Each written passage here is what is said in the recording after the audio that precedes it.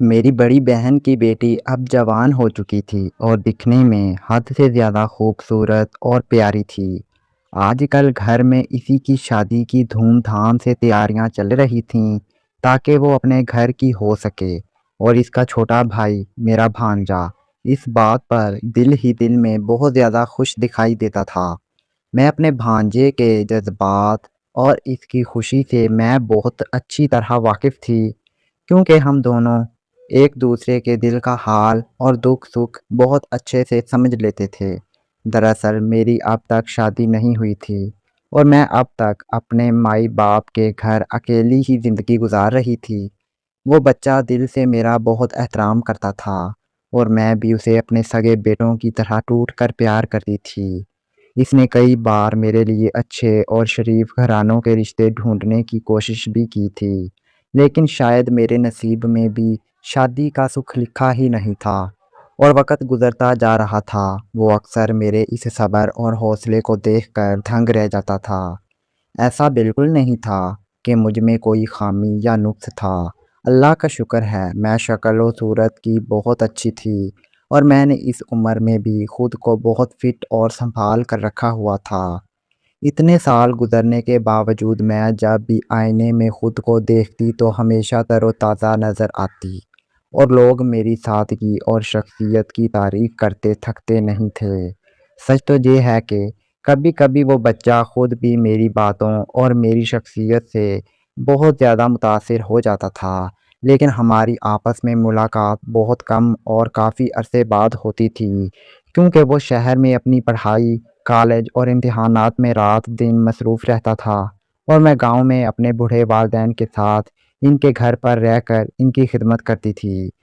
اب میری بہن کی بیٹی کی شادی کی تیاریاں شروع ہونی تھیں، اس لیے آپا نے مجھ سے کہہ دیا تھا کہ اس بار میں ان کے گھر پر ہی آ کر رہوں۔ چنانچہ میں نے بھی یہی فیصلہ کیا اور شادی سے کچھ دن پہلے ہی ان کے ہاں چلی آئی۔ وہاں رہ کر میں اکثر یہ محسوس کرتی تھی کہ میرا بھانجا عدیل مجھ پر گہری نظر رکھتا تھا۔ جب بھی میں اس کی بہن کی شادی کی شاپنگ کرتی یا گھر میں کپڑے دیکھتی تو میرے چہرے پر ایک اداسی سی چھا جاتی تھی۔ ظاہر ہے، میں دل ہی دل میں سوچتی تھی کہ میرا یہ دن کب آئے گا اور میری اپنی شادی کب ہوگی۔ عدیل کو مجھ پر کافی ترس آتا تھا اور وہ اکثر مجھے دیکھ کر یہی دعا کرتا تھا کہ میری مراد بھی جلد پوری ہو جائے۔ اس نے اپنے دل میں یہ پکا ارادہ کر لیا تھا کہ وہ اس شادی کے دوران مجھے ہر حال خوش رکھے گا تاکہ مجھے اپنی تنہائی کا احساس بالکل نہ ہو۔ اسی لیے ایک دن جب میں کمرے میں بیٹھی تھی تو وہ میرے پاس آیا اور مذاق کرتے ہوئے بولا، خالہ جان، یہ سب خوبصورت کپڑے پہننے اور سجنے سنورنے کے لیے شادی کرنا ہی ضروری نہیں ہے۔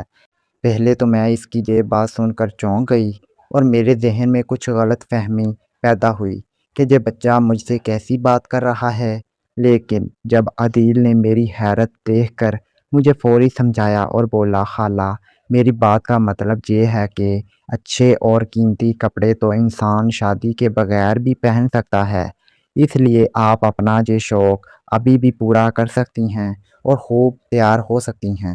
جب اس نے بات صاف کی تو میں کھلکھلا کر ہنس پڑی اور اس سے کہا کہ میں تو کچھ اور ہی سمجھ بیٹھی تھی عدیل۔ عدیل بھی میری ہنسی دیکھ کر جان گیا تھا کہ میرے ذہن میں پہلے کیا بات آئی تھی۔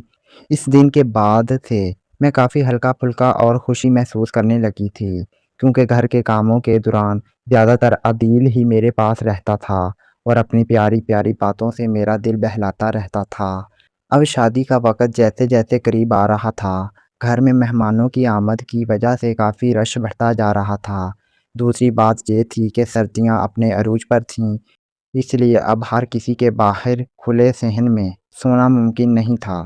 ہماری پوری کوشش یہی تھی کہ جتنے بھی مہمان آئے ہیں انہیں اندر کمروں میں ہی کسی نہ کسی طریقے ایڈجسٹ کیا جا سکے۔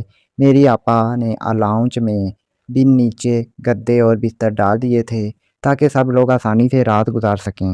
شادی کی پہلی ڈھولکی رکھی گئی تھی اور سبھی قریبی رشتہ دار رہنے کے لیے آ چکے تھے۔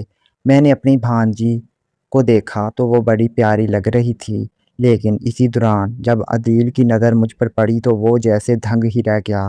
دراصل میں نے اس دن ایک خاص رنگ کا لباس پہن رکھا تھا، ایسے کپڑے اور ایسا سنگار میں نے پہلے کبھی نہیں کیا تھا۔ میں واقعی بہت نکھری ہوئی اور خوبصورت لگ رہی تھی۔ عدیل مجھے جس ٹکٹکی باندھ کر دیکھ رہا تھا، میں سمجھ گئی تھی کہ مجھے اس روپ میں دیکھ کر اس کی آنکھوں میں ایک انوکھی چمک اور حیرت کا احساس جاگ اٹھا تھا۔ خیر، رات کو جب رونق ختم ہوئی اور سب لوگ سونے لگے تو گھر میں جگہ کی سخت تنگی ہو گئی۔ عدیل کو کہیں سونے کی جگہ دکھائی نہیں دے رہی تھی۔ تبھی اسے لاؤنج کے ایک کونے میں تھوڑی سی خالی جگہ نظر آئی تو وہ جلدی سے وہاں جا کر لیٹ گیا۔ وہ دیوار کے بالکل ساتھ لگ کر سیدھا لیٹ گیا تھا تاکہ ساتھ میں ایک بندے کے سونے کی جگہ بن سکے۔ میں بستر ڈھونڈتی ہوئی وہاں آئی اور میں نے عدیل کے ساتھ وہ خالی جگہ دیکھی تو میں نے فیصلہ کیا کہ مہمانوں کے رش کی وجہ سے ادھر ہی سو جانا بہتر ہے۔ عدیل کو بھی اس بات پر کوئی اعتراض نہیں تھا کیونکہ گھر میں جگہ واقعی بہت کم پڑ رہی تھی۔ عدیل کی یہ عادت تھی کہ سوتے ہوئے اسے اپنی کوئی خبر نہیں رہتی تھی، اس لیے اس نے لحاف اوڑھتے ہوئے مجھ سے دھیمی آواز میں کہا، خالہ جان، میری نیند بہت گہری ہے، اگر رات کو سوتے میں میرا ہاتھ وغیرہ غلطی سے آپ کو لگ جائے تو آپ مجھے بے شک ڈانٹ کر اٹھا دیجیے گا۔ میں نے اس کی معصومیت پر مسکراتے ہوئے جواب دیا، ارے کوئی بات نہیں عدیل، مجھے کوئی مسئلہ نہیں ہوگا، نیند میں تو انسان کو خود کچھ پتہ نہیں چلتا۔